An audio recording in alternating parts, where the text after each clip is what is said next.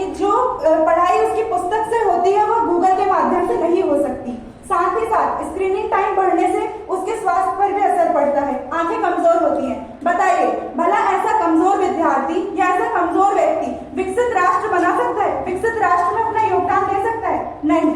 दूसरी बात, सिलेबस आपने चेंज तो कर दिया है, लेकिन कुछ जगहों पे त्रुटियां भी है, क्योंकि ठीक है नए सिलेबस आए हैं, बहुत सारे सब्जेक्ट्स ऐड किए गए हैं, लेकिन उनके लिए शिक्षक तो है ही नहीं।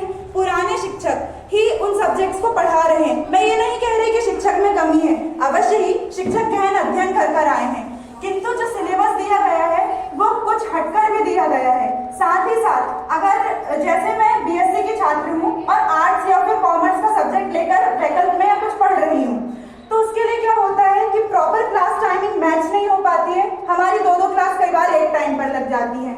इतना ही नहीं, ये भी होता है कि जो शिक्षक होते हैं उनके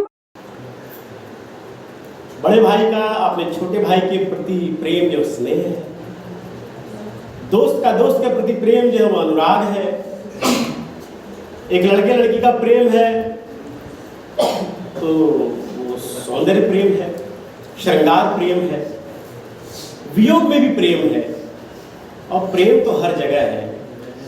और प्रेम तो वो है जो मनुष्य को मनुष्यता देता है। मीरा ने कहा कि ऐसा जो मैं जानती प्रीत किए दुख होए, प्रीत है ना प्रेम, ऐसा जो मैं जानती, आदरणीय मैडम मीरा जी याद आ रही है, ऐसा जो मैं जानती प्रीत किए दुख होए, नगर ढिढोरा पीटती प्रीत न करियो। तो प्रेम, और आजकल फिल्म तो बहुत सारी बनी है, हीर रांझा, ये तो लव स्टोरीज हैं जो बड़ी ख्याति लब्ध है, सोनी महिवाल, लैला मजनू। प्रेम से तो पूरा जीवन भरा हुआ है, प्रेम कहाँ नहीं है।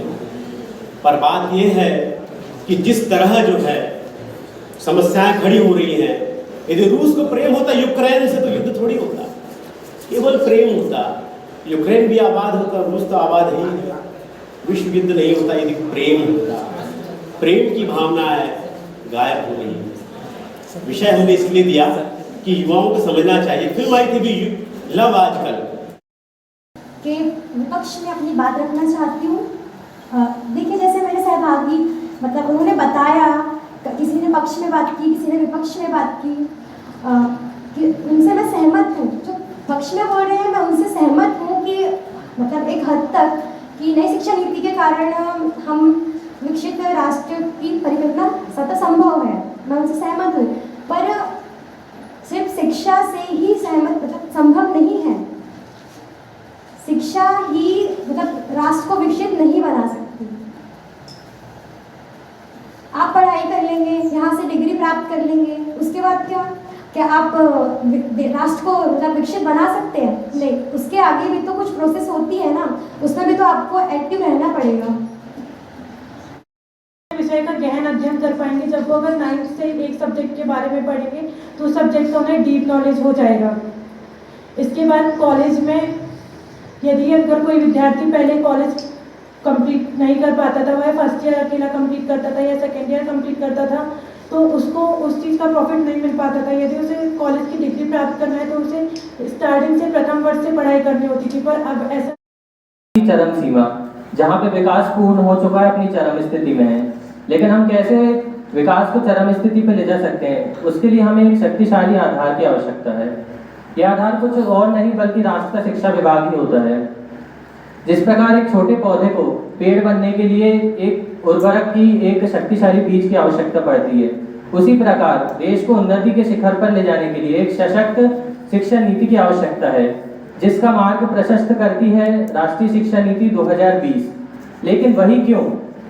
तो सवाल यही है कि वही क्यों केवल 2020 की शिक्षा नीति कैसे विकसित राष्ट्र का निर्माण करती है? जहां पुरानी शिक्षा नीतियां रटंत पद्धति पर आधारित थी, वहीं नई शिक्षा नीति रटंत पद्धतियों का खंडन करती है और चीजों को सीख कर उसको खुद प्रयोग करके सीखने पर बल देती है। पुरानी शिक्षा नीतियों ने हमें किताब में ज्ञान दिया कि साइकिल चलाना कैसे है, लेकिन आप बताइए जब तक हम उसे चला के देखेंगे नहीं, प्रैक्टिकल नहीं करेंगे, तब तक हम क्या हम सीख पाएंगे? हमारे नंबर तो हो जाएंगे 90%, 100%, लेकिन जब तक हम प्रैक्टिकल नहीं करेंगे हम एक्चुअल जीवन में साइकिल नहीं चला पाएंगे। इतना ही नहीं, पुरानी शिक्षा नीतियों में जहां शिक्षा केवल विद्यालयों की सीमा तक सीमित हो गई थी, जो मुख्य धारा से दूर बैठा व्यक्ति है, जैसे दीदी अभी यूट्यूब और इनकी बुराई कर रही थी, लेकिन मैं पूछता हूँ, आप केवल इतने बच्चों को देख रहे हैं जो अभी विद्यालय में बैठे हैं, लेकिन इससे ज्यादा वो बच्चे जो आज यहाँ नहीं आ पाए विभिन्न कारणों से, हो सकता है मुख्य धारा से उनका गांव बहुत दूर हो, बहुत पिछड़ा इलाका हो, यातायात की कमी हो, जो भी कमी हो, वो यहाँ नहीं आ पाए। ये तो प्रोग्राम है, लेकिन डेली क्लासेस में इस कारण से पुरानी शिक्षा नीतियों में उन तक शिक्षा की पहुंच नहीं हो पाती थी। नई शिक्षा नीति विभिन्न ई कोर्सों के माध्यम से उन तक भी शिक्षा को सुगम बनाती है। जब भारत का प्रत्येक व्यक्ति किसी भी माध्यम से पढ़ेगा तो साक्षरता रेट बढ़ेगा और ऑटोमेटिक जो हमारा राष्ट्र है वो उत्थान की ओर अग्रसर होगा। इतना ही नहीं, जहाँ पुरानी शिक्षा नीतियाँ